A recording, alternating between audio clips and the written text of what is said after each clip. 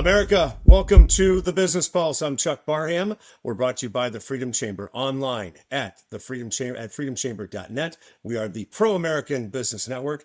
Later in the program, we're going to be talking to We the Studios. It's going to be your alternative to Netflix. In the meantime, it's Dean Owen of OwenCPA.com. Dean, how are you this afternoon, this morning, or this evening, whenever people are watching this? Doing well, doing well. Glad to be here. Glad to have you here. We potentially have peace in the Middle East. And President Trump, that was one of the things that was part of his platform when he ran for election. And it looks like it's going to happen. What is that going to do, in your opinion, to the business world and more importantly, to oil prices and anything and everything that comes out of the Middle East? Well, in context, we've talked about before America's in her 80-year reset cycle. And we go through very, very difficult times every 80 years. Started with the Revolutionary War, then the Civil War, then World War II, and here we are 80 years later. And one of the things that had to change and has to change is our relationship with the Middle East. Now, fortunately, under President Trump's first term, we got the Abrams Accord. He should have got a Nobel Peace Prize. He should have got 6 Nobel Peace Prizes for that deal. Of course, it was ignored, but that was a major move forward. One of the things Hamas was trying to do is separate Israel from other Middle Eastern countries. And it didn't happen. It didn't work. So that set up a stage where, it's obviously been a 2-year, very, very ugly situation on both sides for everyone.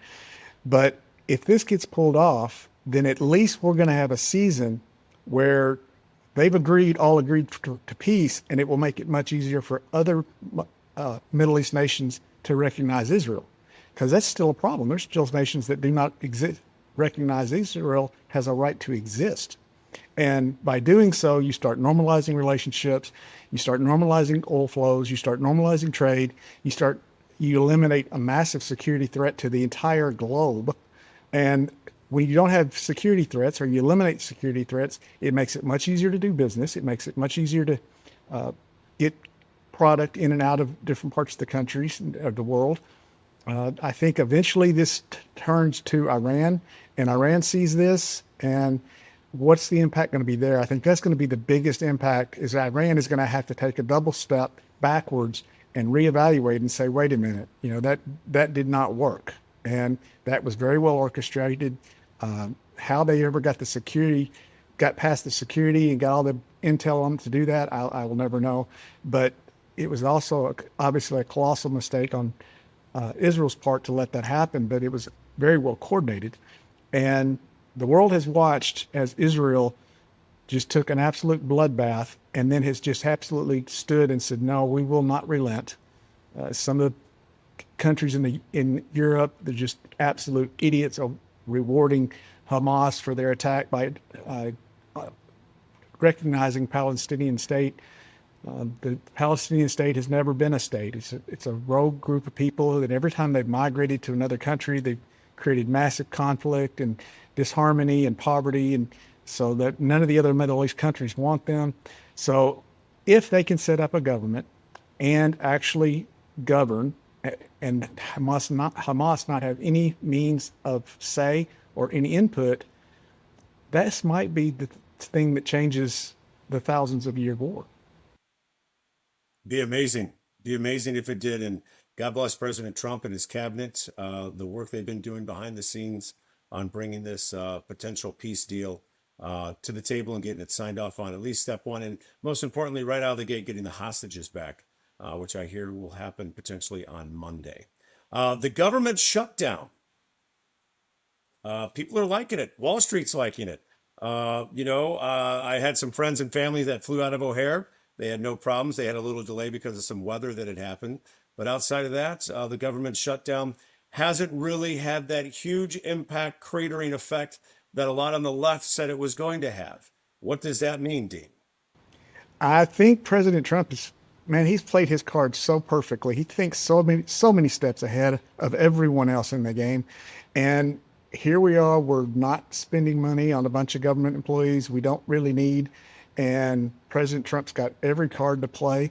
He's firmly in charge. And here's how I think this acts is Schumer goes to 6 or 7, 8 of his loyal base voters in the Senate who are in very, very safe districts and gets them to vote yes with the Republicans. And he will tell them he's not going to, and he's got to make sure no one sees it so it doesn't look like a coordinated effort. And then he can play the victim of these. He had a rogue agent left, and they finally came over.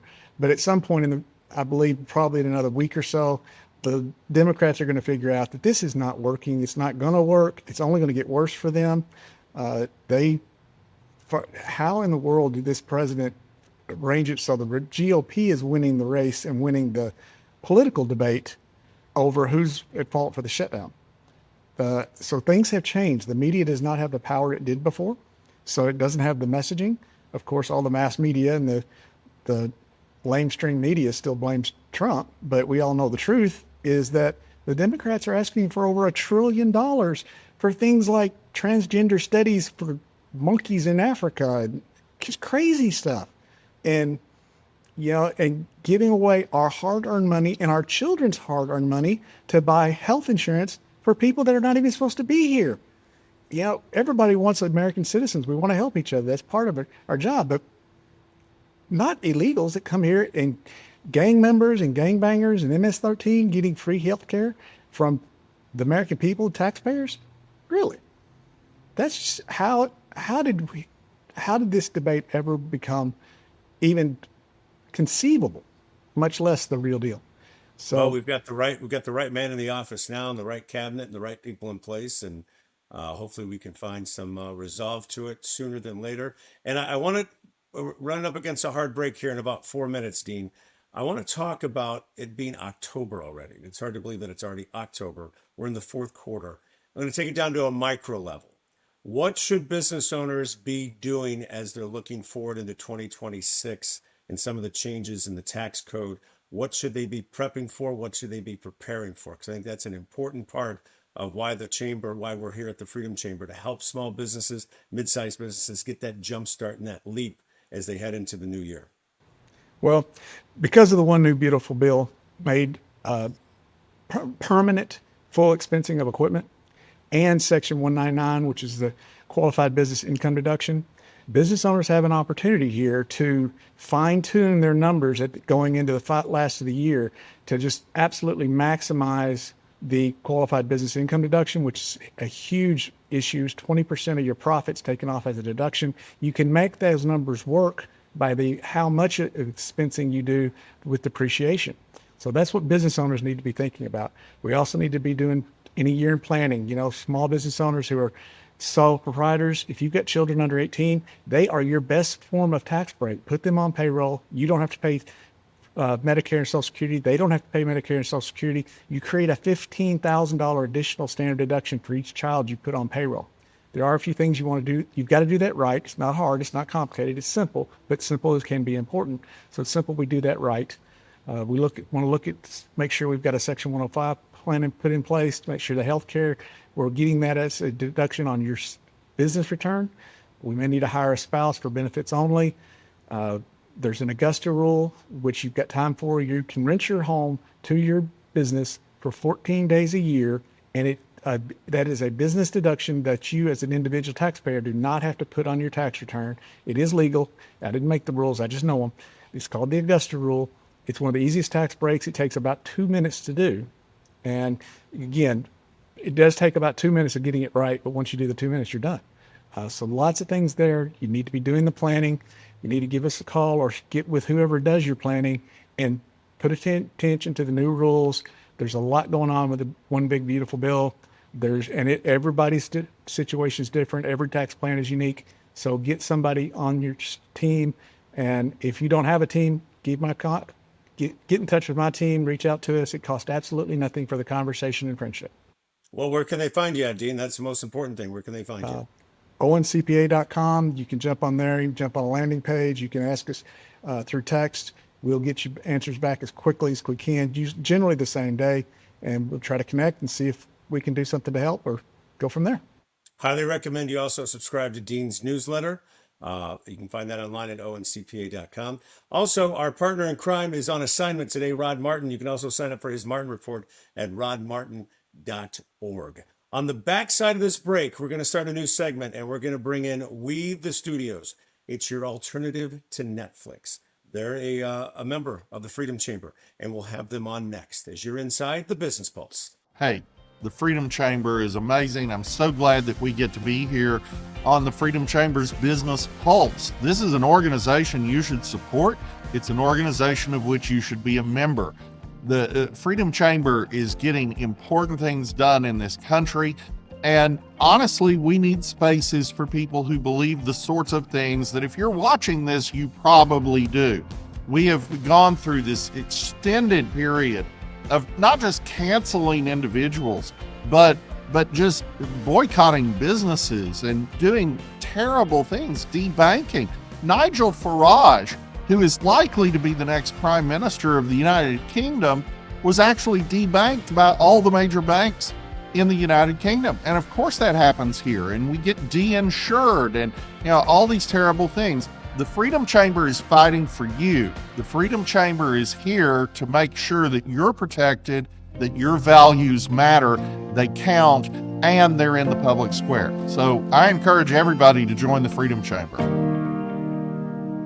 America, welcome into the Business Pulse. I'm Chuck Barham. We're brought to you by the Freedom Chamber online at freedomchamber.net, the pro-American business network. And one of the businesses you can find inside of the Freedom Chamber is We the Studios. You're going to want to get to know this lady right here. She's the president, founder, CEO, probably does it all down there with her husband, Curtis. Kara Leopardo, welcome to the Business Pulse. Thanks for having us. Thanks for supporting We the Studios. What you guys are doing is so needed, so welcomed, and we want to help spread the word of what you guys have got going on. And Elon really helped you guys out these past couple of weeks when he really called to the carpet Netflix on the woke programming that they had on, and they've lost a lot of money. And you guys have hopefully gained a lot of new memberships, a lot of viewers. So tell us about We the Studios and how things are going here over the past 3 weeks. Oh, it's going fantastic. So my husband likes to say nothing fails on paper, right? So we have the business plan, we have milestones that we need to hit. And we're not only hitting our milestones, we're exceeding them. But currently, due to my best friend Elon Musk, we are greatly exceeding all of our goals at We the Studios. It's really just a testament to that we were right all along, that this business model does work and the American people are sick of garbage in entertainment. We just want to be entertained. We don't want to, a lesson in gender theory and queer ideology or even politics for that matter. So We the Studios, we're going back to basics. It's just strictly entertainment. We are conservative. We strong conservative Christians, but we kind of try to leave all of those things out of it. We don't talk about politics. We do believe in the nuclear family, but we leave all that nonsense out of our entertainment because we're making this for the country, right? The name We the Studios, it's inspired by We the People, so it's doing really, really well. And we'd like to offer Elon Musk a lifetime subscription to We the Studios because a lot of people are finding us now that probably wouldn't have at this point if it wasn't for him. What's the type of programming you guys offer at We the Studios? Because I see a lot of original programming. So walk us through that. So everything that we have at We the Studios is original programming. And there's 2 reasons for that. Number one, our network mandate is to educate and inspire, but it also, we don't want profanity, alcohol, sexual innuendos. And we were not able to find licensed content that met our standards. So everything we have is original series, and it's all reality. So, instead of storytelling and, coming up with our writers, all of these different things, we find really, really cool families that we focus on at We the Studios. And it's strictly reality. We show families at their best versus their worst, which is completely opposite of what Hollywood does. They like to exploit families, exploit people in reality TV. So we do the opposite. We make people look great and show them at their best. Any questions for We the Studios? Go right ahead, bud. Yeah, just how did you get started in this? Because, and I just, a word of encouragement, actually 2 weeks ago, I was giving a speech at Chamber of Commerce in St. Louis, and I made comment that they wanted to know about how I got my aircraft. And I told them I'd watch for new technologies and to be inspired because I quit watching most media. It's just because most media today, if it were a liquid, you would call it toxic poison and you would stay as far away from it as you could possibly get. You would never put it in your body. So why do you put modern media in your head? So you're definitely doing God's work, but how did you get started and where was the ideas that, came from? And, starting a media company is kind of a big deal. It's huge. It's a very heavy lift, and we kind of look around at what's going on in the world and what people are doing, and it's the heaviest lift of anybody that I know, because not only are we producing and directing, we're a technology company as well, and I don't have expertise in technology, so we're currently building out our third and hopefully final platform that we'll just make updates to. But really, the inspiration came from my time working in Hollywood. I lived and worked in Los Angeles for 17 years, in casting and then ultimately producing for major networks. And, that's why I felt so strongly that I can build this network out, because I was in this unique position where I was either hired to cast for the network or I was hired to produce for the network. And so I was privileged to a lot of different information that you wouldn't get one way or the other. One of them being the mandates and what they're looking for, and how one simple mandate will kind of manage the entire season, so to speak. And, during my time finding the talent, it was like, find the best person that's this unique talent that nobody does, that nobody's ever seen in this world, that nobody's ever seen. So it was talent based or some really unique skill or business. And then it turned into, let's find the biggest tragedy. Let's find the biggest victim. Let's find the Aborigines girl that, doesn't know her gender. It just got disgusting. So my husband and I walked away from the business just about 10 years ago. I stayed home and raised our 4 kids. Doing that, I found myself in front of the TV versus behind the camera. So I started noticing, as a producer, like, there's everything behind me. I want you to see that, right? So I understand production very well. And it's like, why do they have the transgender flag and, a little boy wearing a tutu for his 2 dads? I understood that this wasn't on accident. This wasn't just one single producer. This was a push, an agenda that they're facing, pushing on our kids. So we removed these streaming platforms from our home, but then our kids have to communicate with other kids, right? Like, I can save my kids, but I certainly can't let our nation's children suffer. So I really just went to my husband, Chuck. I met you at the beginning of this, like literally one of like the week we founded Rita Studios, and I just said, we can do this. I know we can do it, and it's going to be an uphill battle, but I know this is my talent. I can't sing, I can't dance, I can't act, but I can produce, I can direct, and I can cast, and let's do this together. So it was out of the need to just create normal TV once again, and that's what we're doing. With the challenges in today's media, how are you guys breaking through all the noise? I mean, you've got the app. You can find you online at wethestudios.com. The Freedom Chamber is going to be partnering with you guys. We're really excited about that, and we're going to help you try to break through some of the noise. But with everything out there, how are you guys doing it? How are you remaining sane in today's world that's just full of insanity? I know you guys are trying to bring peace and calm and family and faith and freedom into the media world, and that's just got to be a huge uphill battle. It really is, but you know what? I'm glad you touched on faith, because I'm very good at what I do and I'm very hardworking, but that doesn't always equate to success. And I do feel like the push of God's hand on my shoulder, because there's really no other explanation that we could have built out, essentially 3 platforms in 2 years, have 8 original series, 2 in the can that we haven't even announced yet. There's really not enough hard work in the world doesn't equate to where we're at. So I do think God is guiding us and helping us. In terms of breaking through the noise, it's old-fashioned word of mouth. People telling people, um, you know, churches talking about us, podcasts like this. It's really just grassroots word of mouth. We will be getting ready to do a pretty significant ad spend probably early next year. But right now, it's just been organic grassroots word of mouth. And, people are staying on the platform. There's something called churn you're probably familiar with in our business, where they subscribe and they drop off. We're really not seeing that. People are staying on, because I think also the price point, it's $3.99 a month. I mean, for that subscription, you can help us continue to fight Hollywood. And you have to start somewhere, and we're small, we're mom and pop. We only have 5 production teams versus Netflix, hundreds or thousands potentially. But with continued subscribers, we can keep growing, and that's what we're doing. We're this engine that's growing every single day.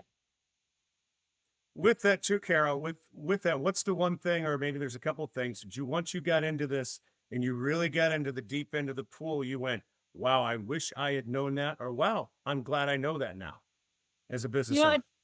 Yeah, it's interesting because I was under the impression that conservative movement, I think we're kind of seeing it now that we're one and all of us want each other to win. I really was shocked that there's a lot of people that don't want We the Studios to win, that doesn't want We the Studios as the organization, because I mean, the simple fact that we're doing great work, I think they're threatened. And from my perspective, there's enough room for all of us to rise together, and there's no reason that we can't support each other. So that was a big kind of like, wow, how could you not want to partner with us? How could you not want to work with us? It was shocking, and I think we're kind of seeing that with the influencers right now. There's a great divide, so we experienced that early on. It didn't stop us. I guess it just kind of let us know who's for the pure things in the movement and who's kind of right for us. Because we've had a lot of people tell us no, but I think it's been all the right people have told us no, thankfully. Correct. We call them patriots, spelled P-A-Y. A lot of people that have gotten in the movement like to get paid, but they really aren't who they say they are because they just want to get paid. So P-A-Y trips, patriots is what we say. Dean, Oh any my questions? If you like that, you can use it. That might be I mean, come on. a nice 2 years documentary there. 2 years later, you're telling me this? Come on now. Sorry. Dean, some final thoughts here with We the Studios. Oh, just I would encourage everyone, if you have children or grandchildren, it's $4 a month. And if your grandkids are over and maybe they're not getting this kind of content, you can make sure they're getting good content in your home when they're with grandma and grandpa, and make that available to everyone you can. And parents, you know what kind of garbage and filth is going on with our kids, and the enemy is attacking, and here's a place they can have fun. It's entertaining. It's good content. And there's no agenda other than entertainment and just basic decency. So how can you not do that for $4 a month? Thank you so Absolutely. much. Kara, where can people find you guys at? So the best place to find us is wethestudios.com. We are also on smart platforms, Roku, Apple App Store, Google Play Store, Amazon Fire, all the places that you could stream other streaming platforms. But the best place to go is wethestudios.com. Sign up, that little red button, create an account, and put us on for $3.99 a month, and we're reinvesting to the company. I mean, every single day. I am We the Studios at this point. So wethestudios.com, subscribe, help us make more solid entertainment for our children. And I'm proud to say I am We the Studios too. I'm signed Yes. up. Freedom Chamber is going to be partnering with you guys. We're excited Yep. about that. I can't wait to see where this takes us. And Elon, keep doing his thing. You I never know. know, the sky's the limit. And Netflix, just keep staying woke and keep Let's canceling those partner with them. subscriptions. Yeah, just keep doing it. WeTheStudios.com. That's where you can find them. Thank you so much for being a part of the Freedom Chamber. And thank you and your husband, Curtis, for all that you guys are doing for America and our kids and our future. Thank you, Chuck.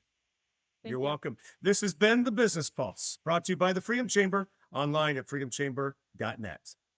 My name is Dean Owen. I'm a CPA. I have a master's degree in taxation and a personal financial specialist. Tax laws are always changing. That's why you need a tax strategist, not just a tax preparer. You need someone to help you pay the least amount of tax legally. Because if your business and retirement tax planning is not tax smart, it's probably tax dumb.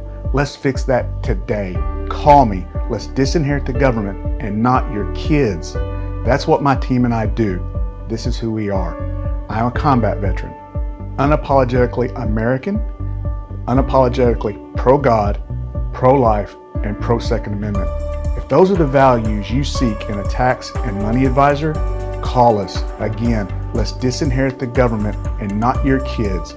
We're not afraid to share our values, and we share them with you.